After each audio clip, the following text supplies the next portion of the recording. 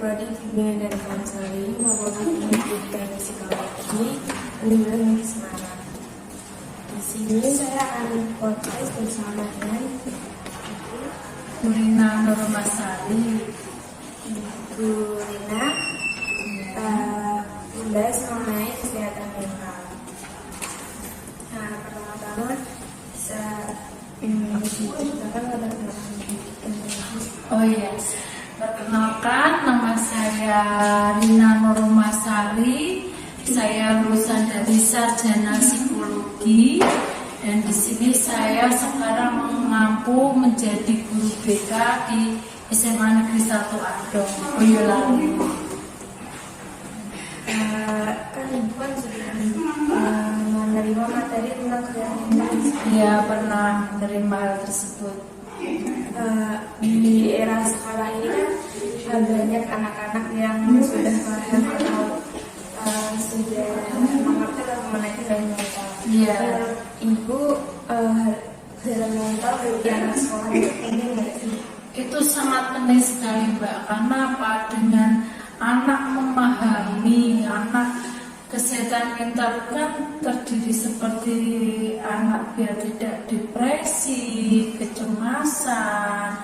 Kalau anak berpikir positif dan dia mau mengubah pola hidupnya menjadi lebih baik, itu sangat bermanfaat bagi anak peserta didik tersebut untuk mencapai apa yang dicita-citakan. Kalau dari lingkungan Ibu sendiri itu anak-anaknya sudah paham mengenai mental atau belum? Itu sebagian sudah, anak sudah mulai berpikir positif.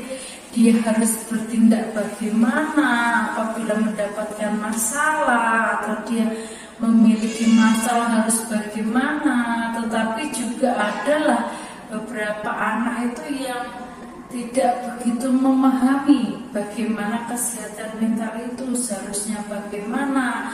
Bahkan dia malah sampai ada yang sempat kecemasan itu juga ada karena dia kurang memahami juga. Oh, berarti di sini tuh pernah nggak ada kasus tentang masalah mental? Sempat ada sih Mbak, itu awal-awal waktu awal setelah PPDB itu ada anak sudah diterima di sini, sempat dia itu mengalami kecemasan yang luar biasa.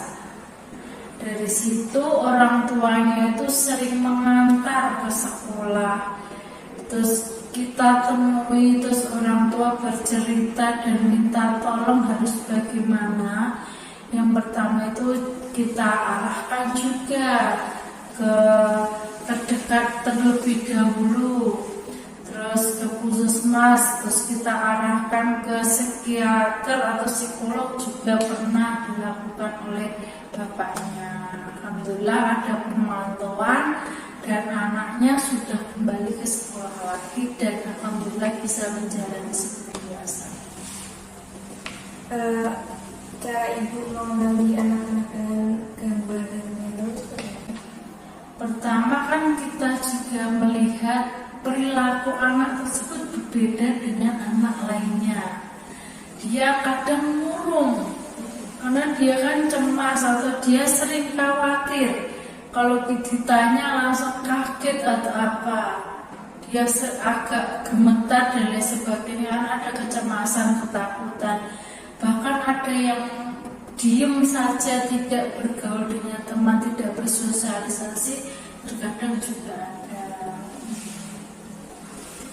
Kalau cara Ibu dari BK sendiri, bagaimana cara mencegah atau mengatasi biar anak-anak Ibu itu nggak mengalami masalah mental?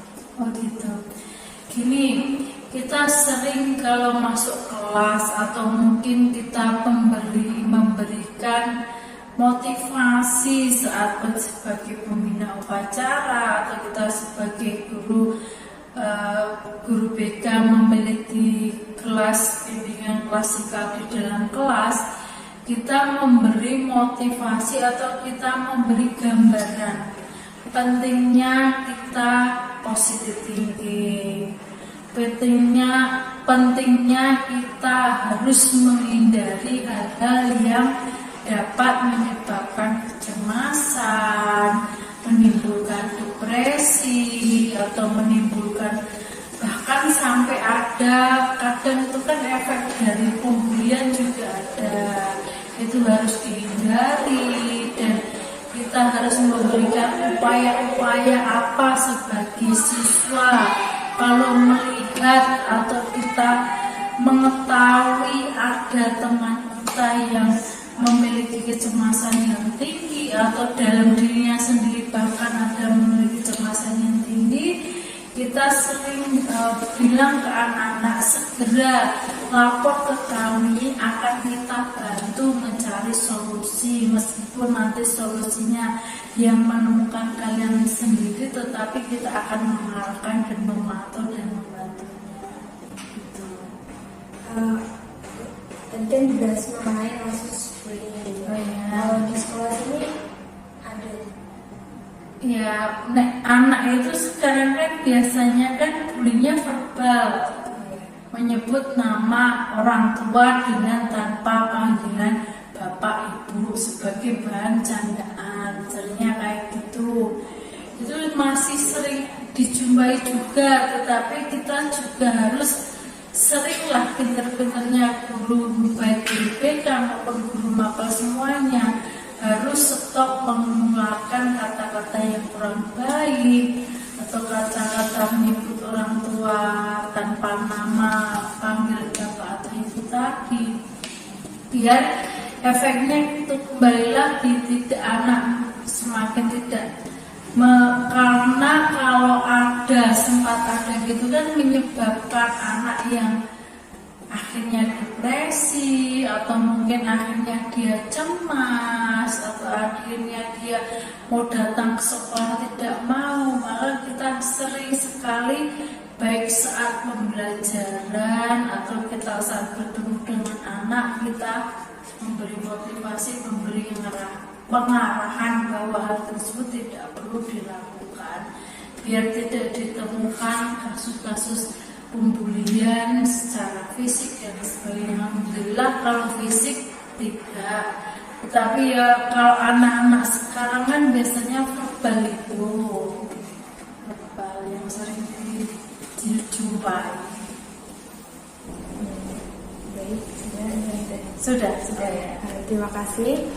Assalamualaikum warahmatullahi wabarakatuh. Waalaikumsalam warahmatullahi wabarakatuh.